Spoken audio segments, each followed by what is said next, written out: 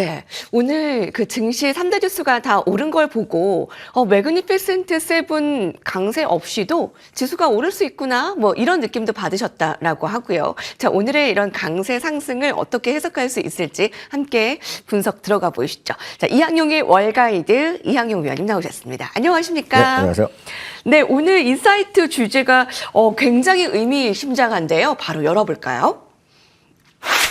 도이치방크의 경고, 버블 붕괴 초기와 같다. 이건 무슨 얘기인가요? 사실 이틀 연속의 뉴욕 증시가 좀 저가 매수가 들어오면서 반등을 보였기 때문에 주제만 봤을 때는 희망적인 얘기는 아닌 것 같은데요. 네, 맞습니다. 주제는 약간 좀 무서운 얘기가 되겠는데요. 역설적인 얘기는 오늘 해드리고 싶습니다.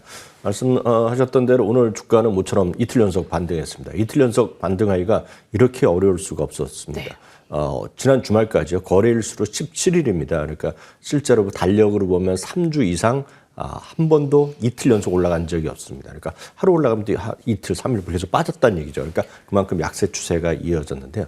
오늘 이제 그것이 이제 그나마 이제 기록이 깨지면서 오늘 다시 한번 이틀 연속 상승할 수 있었던 그런 기쁨이 있었는데요. 그럼에도 불구하고 지금 지난주부터 해서 거의 2주째죠. 목표 지수를 내리는 곳이 꽤 있었습니다. 가장 최근에는 로얄 뱅크 오브 캐나다, RBC도 6,600에서 6,200으로 내리기도 했거든요.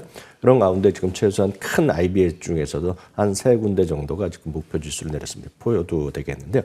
거기다 이제 도이치방크는 여전히 시장을 약간 경고의 목소리도 하고 있습니다. 이번 하락이 마치 2000년 닷컴 버블의 어떤 붕괴같이 시장이 엄청나게 어려울 수도 있다는 얘기를 하고 있고 아마 주위에서도 이런 얘기 많이 들으셨을 것 같습니다. 미국 경기 이제 뭐 리세션이 온다라든가 미국도 이제 끝났다.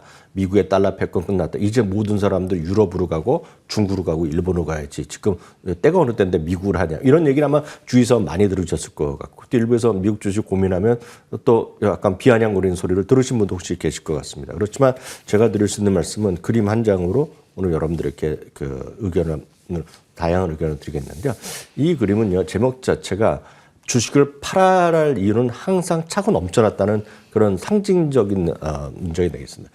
여기 보면 always a reason to sell이라는 말이 써 있는데요. 여러분들이 검색에 여러분들 브라우저에서 이 말만 치면 reason to sell이라는 말을 치면 수많은 그림이 나오고 또 업데이트하는 사람들이 미국에 널려 있습니다. 그것이 이번 그림도 가장 최근 것까지 나온 그림이 되겠는데요. 참고로 이 그림은요. 2000년 8년 그러니까 금융위기 이후에 주요한 미국의 주식을 팔아야 될 이유를 써나가야 되겠고요. 가장 최근은 아시다시피 최근에 트럼프 대통령의 관세 전쟁까지 있었습니다. 이게 무슨 얘기냐면 팔아야 할 이유는 엄청났는데 결국은 버티고 견딘 사람 그리고 꾸준히 주식을 산 사람만이 돈을 벌 수 있었다라는 그런 의미가 되겠습니다. 그런 관점에서 여러분들이 이렇게 꾸준히 갖고 가는 것이 늘 말씀드리면 적립식 분할 매수하면서 지수 위주로 즉 분산 투자를 해나가면 가장 성공적인 투자가 될 수 있다는 믿음을 가지시면 될 것 같고요.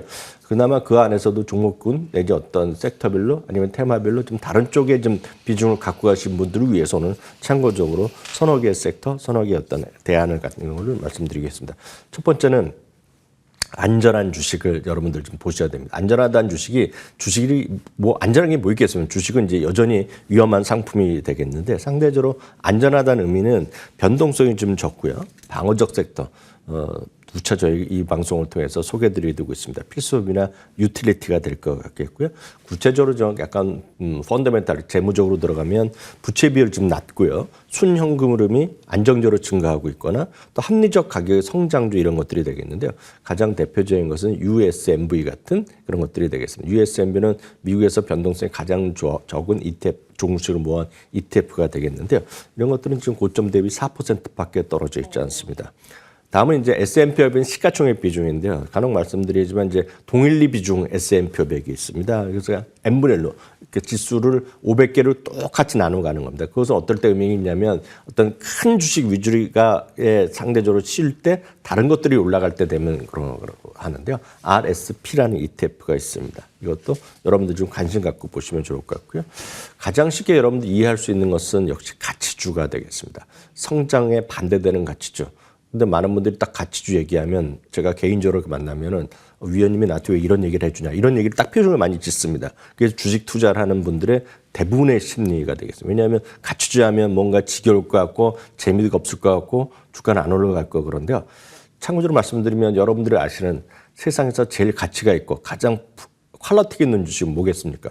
저도 알고 여러분들 알고 그분에 관련된 책이 대한민국에 제가 엊그저께도 한번 책 도서 판매해서 갔더니 한 200여 권이 넘습니다. 여러분들이 한번 다 아는 워렌 버핏 있지 않습니까? 워렌 버핏의 벅스에서의 오늘도 사상 최고가 같습니다.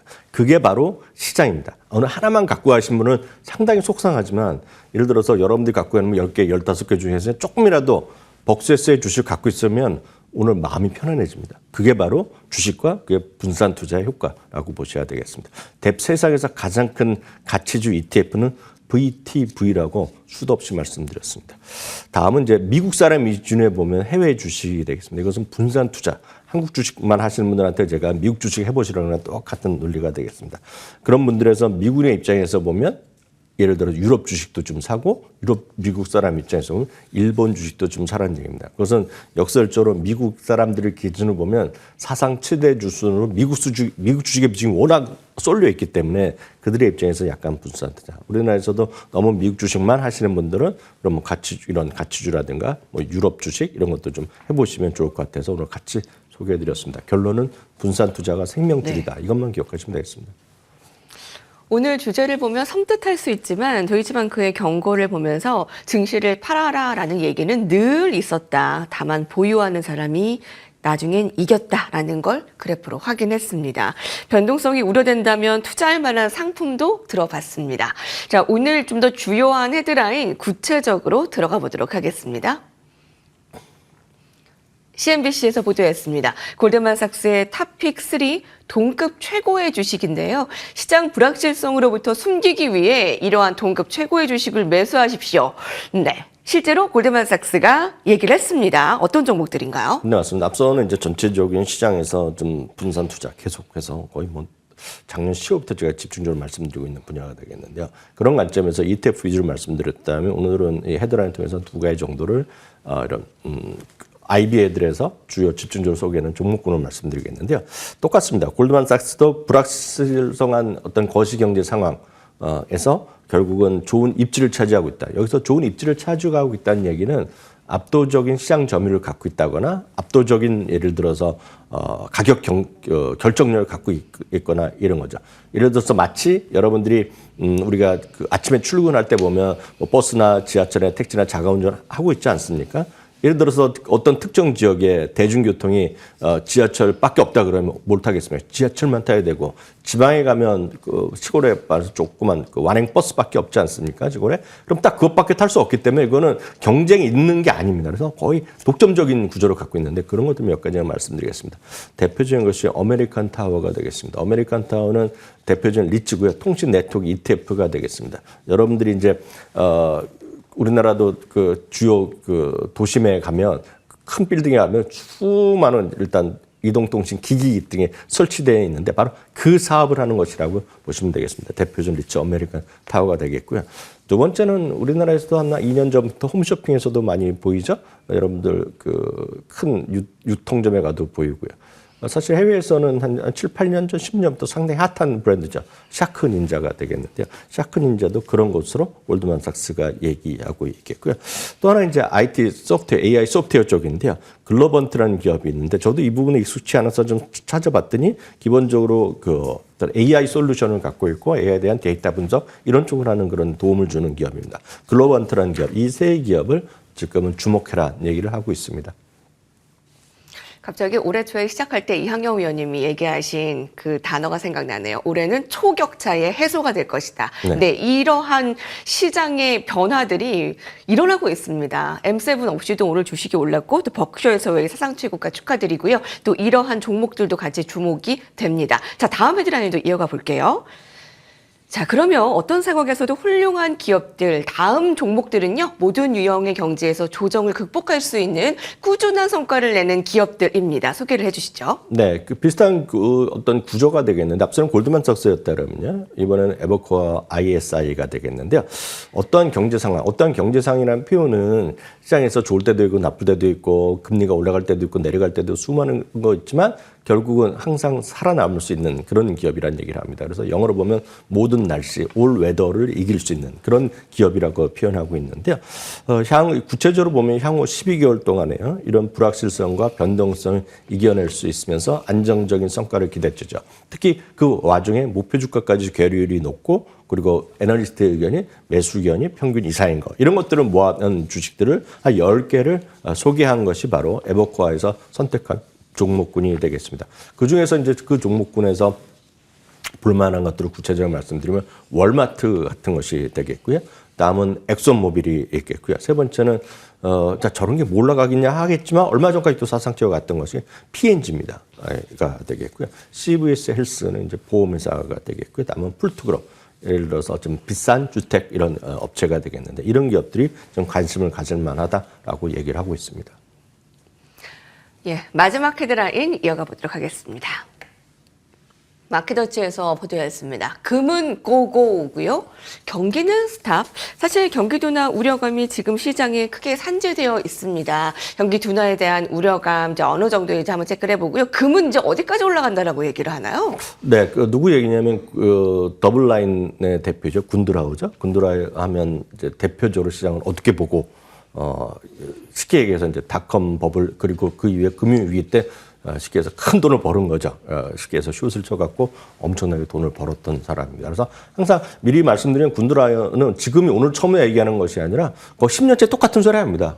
시장은 끝났다. 미국 경제 망했다. 뭐 이런 얘기 하는 겁니다. 그래서 이번에도 얘기를 제가 뉴스이기 때문에 소개를 드리지만 너무 겁먹을 필요 없다라는 거 다시 한번 말씀드립니다. 여하튼 이분은요, 중앙은행에서 금은행을 매수하는 추세가 지금까지 있었고 앞으로도 매우 급격하고 가파르게 이어지고 있다 얘기를 하고 있으면서 금이 최근 한 6년 동안 한 70% 정도 올랐을 텐데요. 금 가격이 4,000달러까지 올라갈 수 있다는 얘기를 하고 있습니다.